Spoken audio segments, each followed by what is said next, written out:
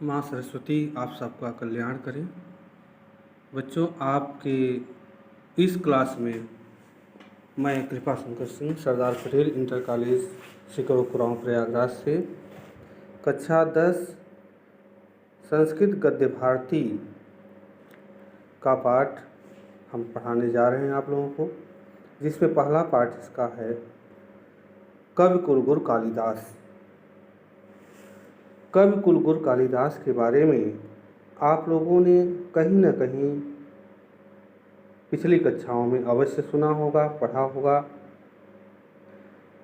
कालिदास जी संस्कृत साहित्य के सर्वश्रेष्ठ कवि हैं। लेकिन कालिदास जी के जीवन के विषय में बहुत सारी जानकारियाँ अज्ञात हैं और विवाद की श्रेणियों में आते हैं। कालिदास जी अपनी रचनाओं में अपने बारे में कुछ भी नहीं बताया, फिर भी विद्वानों ने उनके जीवन के विषय में बहुत सारी बातें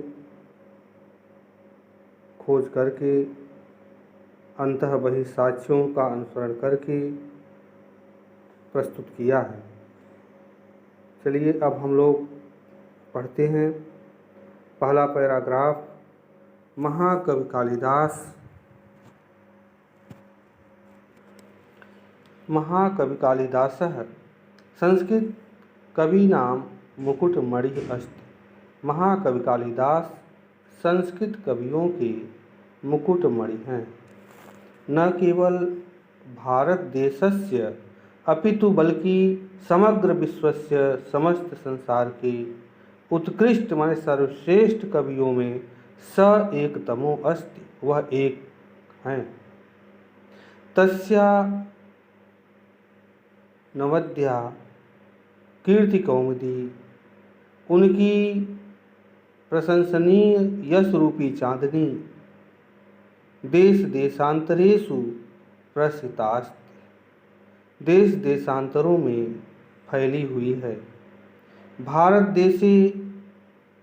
देश में जन्म लब्ध्वा, जन्म लेकर स्वकवि कर्मणा, अपने कवि कर्म के द्वारा देववाणीम अलंकुर्वाण, देववाणी को अलंकृत करते हुए, देववाणी संस्कृत को अलंकृत करते हुए स न केवलम, वह न केवल भारतीय कवि, न केवल भारतीय कवि अपितु बल्कि विश्व कवि इति सर्वैराध्यते, विश्व कवि के रूप में सभी के द्वारा आदर पाते हैं।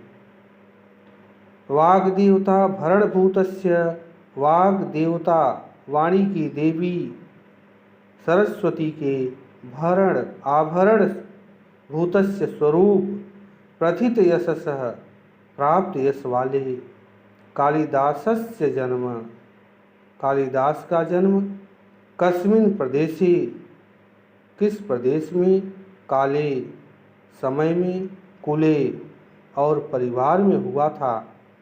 किंचासीत और क्या था, तत्जन्म वृत्तम, उनके जन्म का वृत्तांत, इति यह सब, इति सर्वम यह सब, अधुनाम अपि आज भी विवाद कोटिम नातिक्रामत, विवाद की कोटि से परे नहीं है। इतर कवय इव, इतर माने दूसरे, कवय माने कवि के, इव माने भांति, कालिदास दूसरे कवि की भांति कालिदास भी आत्मज्ञापने, अपने विषय में, स्वकृतिषु, अपनी रचनाओं में, प्रायः अक्सर धृत मौन एवास्ति, मौन धारण किए हुए हैं। धृत मौन, मौन धारण किए हुए ही हैं। अन्य भी कवयः, अन्य कवि भी तन नाम संकीर्तन मात्रा देव, उनके नाम का गुणगान करके ही स्वीयाम वाचम धन्यम मत्वा, अपनी वाणी को धन्य मानकर मौनम अवलंबते, मौन धारण कर लेते हैं। तथापि तब फिर भी अंतः बहिः साक्ष्याम अनुसृत्य, आंतरिक और बाह्य साक्ष्यों का अनुसरण करके समीक्षकाः विद्वत वर्ग, समीक्षक लोग कवि परिचयम, कवि का परिचय यावच्छक्यम प्रस्तुतवन्ति, यथाशक्ति प्रस्तुत करते हैं। प्यारे बच्चों, आज इतना ही। अब आप लोग इसको दोहरा लीजिएगा और इसका अगला पैराग्राफ हम कल पढ़ाएंगे। यदि कहीं आपको दिक्कत होगी तो एक बार हम इसको फिर से रिपीट करा देंगे। आप लोग थोड़ा सा किताबें ले करके इसको दोहरा लीजिएगा। जहाँ दिक्कत होगी वीडियो फिर से देख लीजिएगा। ठीक, धन्यवाद।